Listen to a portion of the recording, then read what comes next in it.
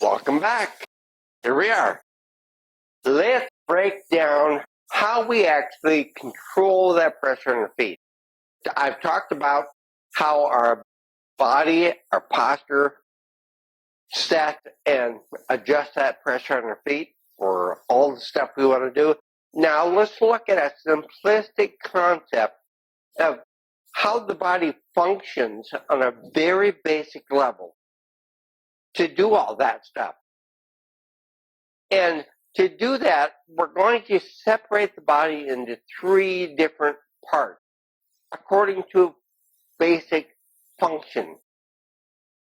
Okay, first is upper body, from the belt, from the waist to the top of our head.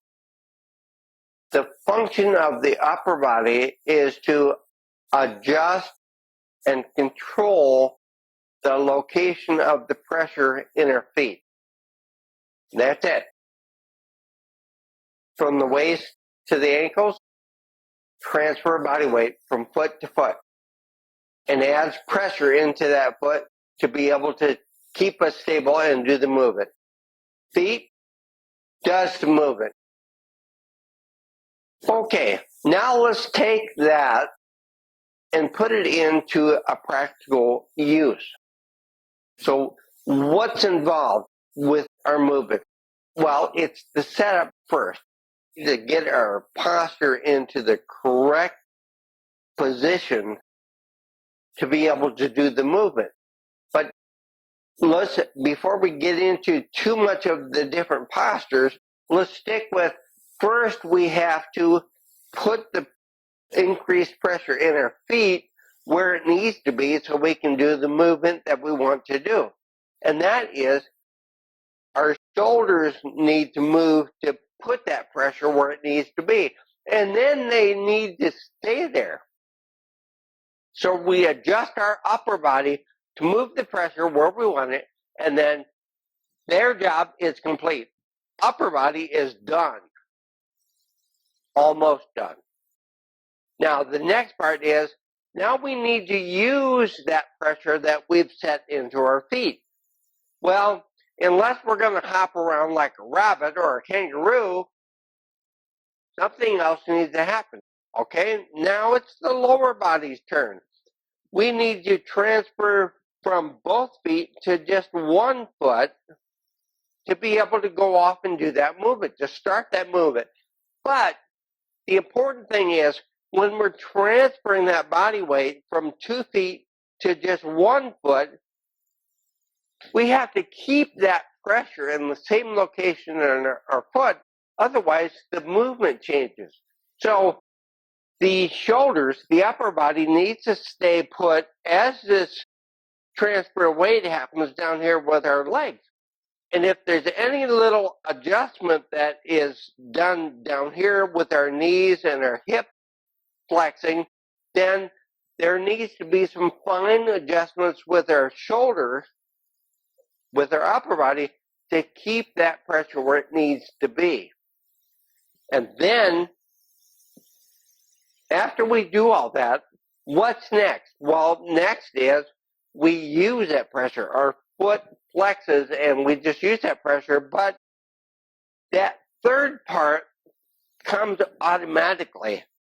Once we set that pressure and hold it there, and then once we transfer that body weight from 2 feet to 1 foot, our body is set into motion.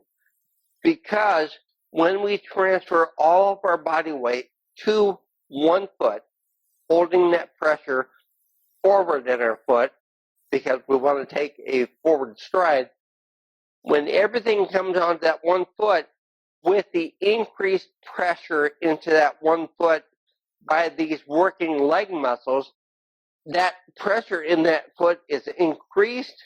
It's pushing into the floor.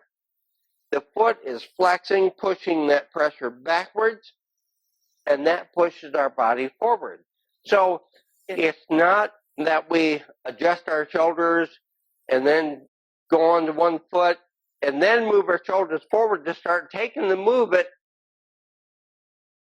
It doesn't work that way. to take that forward stride, our shoulders are set to put the pressure forward in our foot, and then as we transfer to one foot, that pressure starts immediately moving us forward. It's as simple as that. How our body produces the movements that we enjoy is not a big mystery. It's actually very simple. Upper body has a job. It sets and adjusts and holds that pressure in our foot where it needs to be.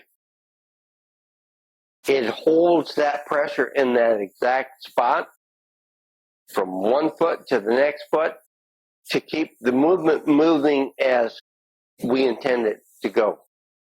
If we want to change that movement somehow, we change it with a slight movement of our upper body, of our shoulders, to move that pressure in our foot where we need it to be for the new movement. Down here, the legs, they keep doing the same thing. Think of them as just two pistons. All they're doing is transfer body weight, transfer body weight, transfer body weight, transfer body weight.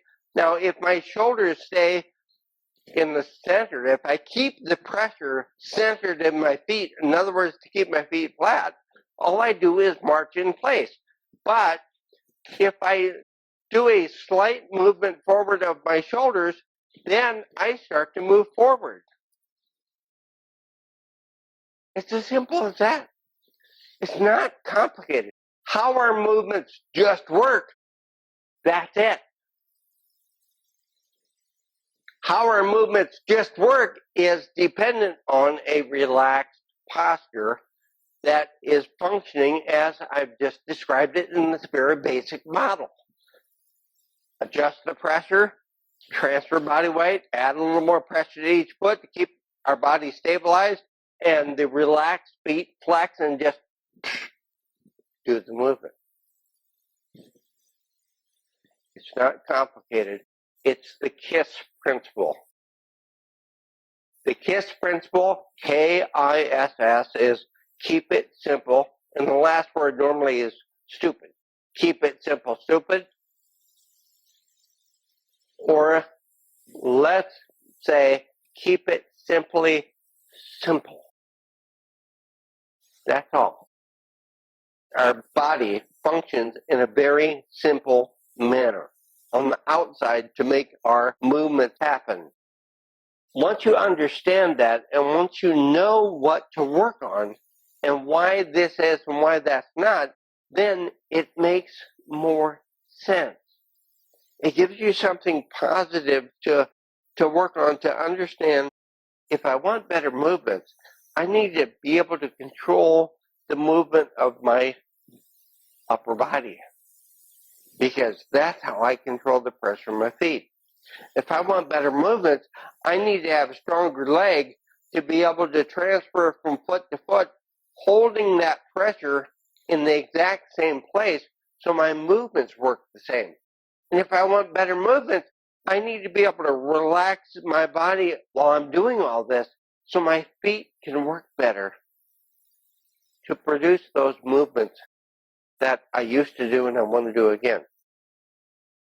It's not that complicated. On a practical level, it's very simplistic. Now, agreed. Trying to learn how to do this stuff all over again when you're challenged with these different postural problems that you have, it's not a simple thing to maneuver through, but it is possible. And it can be done. So let's go do it.